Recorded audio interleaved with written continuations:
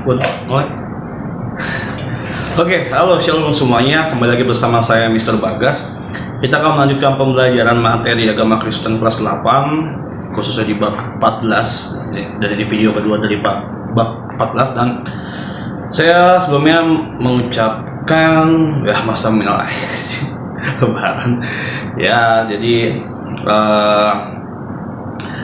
mohon maaf bila saya selama ini belum mengirim materi, dan baru kali ini sempat mengirim materi, dan saya harap kalian masih tetap bisa mengikuti pembelajaran ini gitu. Jadi kalian simak videonya, lalu kalian kerjakan tugasnya supaya mengapa mengerjakan tugas, supaya kalian bisa lebih memahami dari yang sudah kalian simak materi videonya. Dan dari tugas itu pun saya bisa melihat perkembangan kalian dan pemahaman kalian. Bahkan saya bisa melihat dan menilai tugas-tugas kalian menjadi sebuah nilai di raport kalian nanti. Ya, sebelum kita melanjutkan, buat yang belum siap silahkan kalian siap-siap dulu. Yang belum mandi silahkan mandi dulu. Pokoknya kalian harus dalam keadaan siap belajar, siap menerima materi. Yang belum makan dulu, yang belum sarapan silahkan sarapan dulu. Oke? Di pause dulu bisa videonya, kalau sudah silahkan play kembali. Mari kita berdoa. Tuhan Yesus yang baik, terima kasih Tuhan atas karena kasih-Mu dan kemurahan-Mu bagi setiap kami Tuhan Yesus. Tuhan, sebentar lagi kami mau belajar agama Kristen bab 14 kelas 8 Tuhan Yesus. Kiranya Engkau sertai kami dalam setiap pembelajaran kami, Engkau membuka pikiran kami, Engkau memberikan hikmat, kepintaran dan juga kecerdasan bagi setiap kami. Tuhan Yesus, Engkau berkati hamba-Mu yang kami menyampaikan setiap materi. Kiranya apa yang disampaikan dapat dimengerti dengan baik oleh setiap murid, oleh setiap yang mendengarkan video ini, dan dapat dilaksanakan dalam kehidupan sehari-hari. Ampuni atas kesalahan kami dan dosa-dosa kami Tuhan, kami berdoa hanya di dalam nama Tuhan Yesus ya. Amin. Oke, jadi di video kedua ini di halaman 106 kalian bisa melihat ada di bagian C-nya itu ada kegiatan belajar, ada lagu awal, lagu pembuka, lagunya Aku Berbahagia. Nah, ini pasti semua umat Kristiani sangat familiar dengan lagu ini, dan bahkan saya yakin kalian pun mengerti dan juga tahu tentang lagu ini.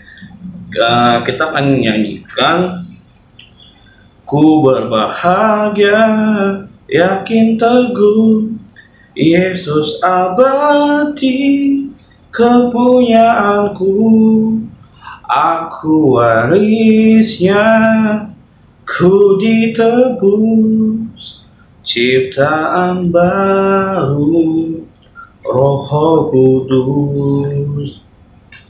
Aku bernyanyi bahagia, memuji Yesus selamanya. Aku bernyanyi bahagia, memuji Yesus selamanya. Ya, lagunya seperti itu. Pokoknya di lagu ini kita mengajarkan bahwa kita memuji, menyembah Tuhan dengan rasa ucapan syukur dan bahagia karena Tuhan Yesus yang telah menebus kita dan kita menjadi ahli waris surga. Ya, jadi nggak ada alasan lagi kita tidak menyembah Tuhan dengan sukacita. Pokoknya kalian harus menyembah Tuhan dengan sungguh-sungguh dan penuh rasa sukacita. Nah, lagu ini dituliskan oleh Fanny Crosby pada tahun 1873 dengan judul aslinya itu Blessed Assurance. Fanny adalah wanita yang lahir normal, namun karena suatu penyakit, ia mengalami kebutaan total. Sebagai manusia, bila kita mengalami kebutaan, hal ini dapat dianggap sebagai suatu bencana karena kita tidak bisa lagi melihat keindahan dunia ciptaan baru gitu, karena dia buta gitu. Namun melalui suatu pergumulan panjang, Fanny akhirnya dapat menerima kebutaannya dan bersyukur untuk itu. Mengapa? Wow, dia bersyukur gitu. Jarang sekali ada manusia yang menerima sakit habis itu dia bersyukur gitu. Apalagi ini buta. Mengapa begitu? Karena ia tetap melihat bahwa Tuhan mengasihinya, dan melalui kebutaannya Fanny melihat dengan mata hati bahwa Tuhan menyiapkan untuk tugas khusus. Menjadi penulis lagu dengan syair yang sangat indah adalah salah satu bukti bahwa Fanny dipakai Tuhan dengan istimewa. Ini kata-katanya, oh what a happy soul am I, a thought I cannot see. I am resolved that in this world content I shall be. How many blessings I enjoy that other people don't. To weep and sigh because I am blind and cannot and I won't. Nah, ini terjemahannya begini. Ini ada artinya gitu. Jadi untung ada artinya di sini. Jadi kalian bisa melihatnya juga. Oh, betapa bahagianya jiwaku walaupun saya tidak dapat melihat. Saya memutuskan untuk merasa bahagia dalam kehidupan di dunia ini. Betapa banyaknya berkat yang saya nikmati yang justru tidak dimiliki oleh orang lain. Menangis dan mengeluh, saya tidak dapat dan tidak akan melakukan hal itu. Oh, keren. Jadi, betapa banyaknya berkat yang saya nikmati yang justru tidak dimiliki oleh orang lain. Iya, jadi karena kebutaannya dia justru mendapatkan berkat yang belum tentu orang lain tuh bisa. Gitu. Ini keren banget. Ucapan lainnya dari Fanny bila diterjemahkan adalah ini dengan bahasa yang mudah dimengerti. Rasanya memang Tuhan membuat saya buta seumur hidup saya, dan saya justru merasa bersyukur untuk keistimewaan ini. Bila penglihatan sempurna ditawarkan ke saya besok, saya tidak akan menerimanya. Saya tidak akan menyanyikan puji-pujian untuk kemuliaan Tuhan bila saya teralihkan oleh keindahan dan hal-hal yang menarik buat saya. Jadi fokus. Di saat dia buta, dia bisa lebih fokus terhadap Tuhan, dengan kebaikan Tuhan, dengan keindahan Tuhan, gitu. Karena buta dan dia tidak melihat lagi keindahan dunia. Jadi sehingga dari ketulusan hatinya, karena dia fokus sama Tuhan, akhirnya dia membuat lagu-lagu yang sangat indah, dalam sekali dan keren. Fanny justru merasakan kasih Allah yang begitu besar dalam kebutaannya. Seperti kita ketahui dari hasil penelitian, kebutaan memang menyebabkan orang tidak bisa melihat. Namun bukan berarti bahwa ia menjadi seorang yang tidak berguna. Pendengarannya menjadi lebih sensitif karena menjadi indera yang berkembang untuk menutupi kekurangan dari indera penglihatan.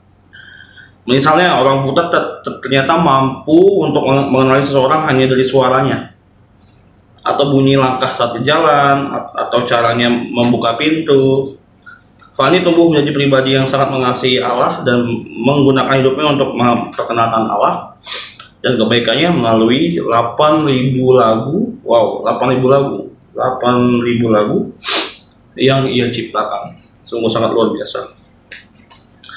Nah, ini kan ada buatlah kelompok yang terdiri dari 4 orang melakukan diskusi tentang pengalaman mengenai situasi yang sangat sulit, apa yang dia alami. Nah, ini nggak perlu buat kelompok gitu, karena kalian kan berjauhan, tetapi kalian gini aja nih, bagaimana kesulitan itu bisa diatasi. Jadi kalian tulis di dalam tulisan kertas atau buku apa yang kesulitan ini. Yang pertama, kesulitan apa yang sedang kalian alami. Yang kedua, bagaimana kesulitan itu bisa diatasi, berhasil atau tidak. Nah, ini ada 2 pertanyaan aja. Tugas pertama, lalu tugas kedua, kalian baca Efesus 5 ayat 18 sampai 21, dan kalian baca 1 Tesalonika 5 ayat 18, dan kalian apa yang kalian dapat dari bacaan ini. Nah, ini ada lagu lagi. Ini saya kurang tahu lagunya, puji Tuhan haleluya, tapi saya ganti ke segala puji syukur. Segala puji syukur hanya bagimu Tuhan, sebab kau yang layak dipuja. Kami mau bersorak, tinggikan namamu, haleluya. sama-sama. Soraklah haleluya, soraklah haleluya, haleluya.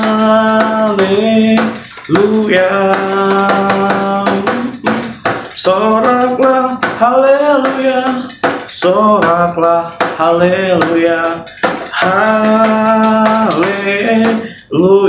Nah, seperti itu.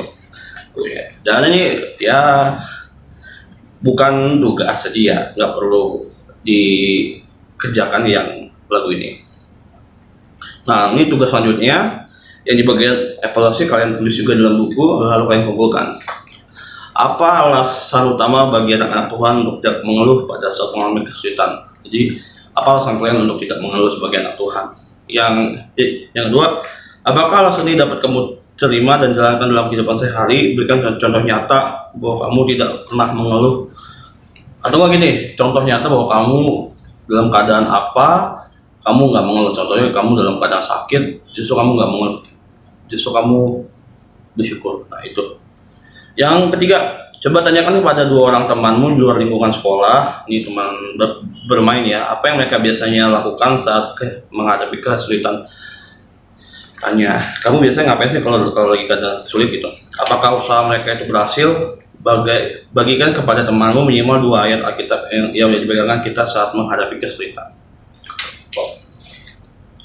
Rangkuman, bersyukur adalah sikap hidup yang ditunjukkan baik pada saat suka maupun duka. Bersyukur dalam situasi sulit justru menunjukkan bahwa hidup kita ada dalam kuasa Allah. Ya. Ingatlah, Tuhan lebih besar dari masalah apapun yang kita miliki. Jadi intinya dari bersyukur adalah Tuhan kita jauh lebih besar dari masalah yang kita hadapi. Seperti itu. Dan bab 14 selesai, kita memasuki bab 15, satu bab lagi, 2 video. Nanti di video bab 15 ini nanti tayang di minggu ini juga. Kita akan kejar materi, dan saya harap kalian tetap fokus dan tetap mengumpulkan tugas. Ayo lengkapi tugas-tugas kalian. Dan terakhir ending, saya akan mempromosikan lagu rohani buatan saya. Linknya ada di kolom deskripsi. Kalian tinggal klik di kolom deskripsi linknya, atau keywordnya kalian lihat di YouTube, CCG Worship, CCG Worship, Allah yang hidup gitu. Jadi kalian bisa searching di Spotify juga dan di Apple Music juga. Dan puji Tuhan, lagu ini sudah rilis dan saya sangat bersyukur dan saya sangat berterima kasih sama Tuhan karena melalui lagu ini saya mau memberkati banyak orang, dan melalui lagu ini adalah suatu bentuk rasa pengaguman dan rasa cinta saya kepada Tuhan Yesus Kristus yang sangat amat dalam. Kalian dengar ya, dan refnya, aku memujimu selalu dan menyembahmu, hormat kemuliaan bagimu. Engkau Allah yang telah menyelamatkanku, Yesus Allah yang hidup. Jadi dari lagu ini adalah rasa syukur saya, ini adalah rasa pengagungan saya kepada Tuhan karena Allah yang telah menyelamatkan hidup saya. Oke, mari kita berdoa. Tuhan Yesus yang baik, terima kasih Tuhan atas karena kasih dan penyertaan-Mu bagi setiap kami Tuhan. Kami sudah selesai dalam belajar, dan kiranya Engkau tetap sertai kami dan Engkau memberkati kami pribadi, Engkau memberkati sekolah Danbi, guru-guru Danbi, murid-murid Danbi, dan orang tua Danbi dan keluarga murid Danbi. Tuhan Yesus berkati Indonesia, Engkau Indonesia, Engkau berikan Indonesia Tuhan Yesus. Berikan kami kesehatan, kekuatan, dan semangat selalu dalam setiap menjalani aktivitas kami sehari-hari. Ampunilah kami akan kesalahan kami Tuhan. Kami berdoanya di dalam nama Tuhan Yesus. Amin. Oke, cukup sekian dan terima kasih. Tuhan Yesus memberkati. God bless you.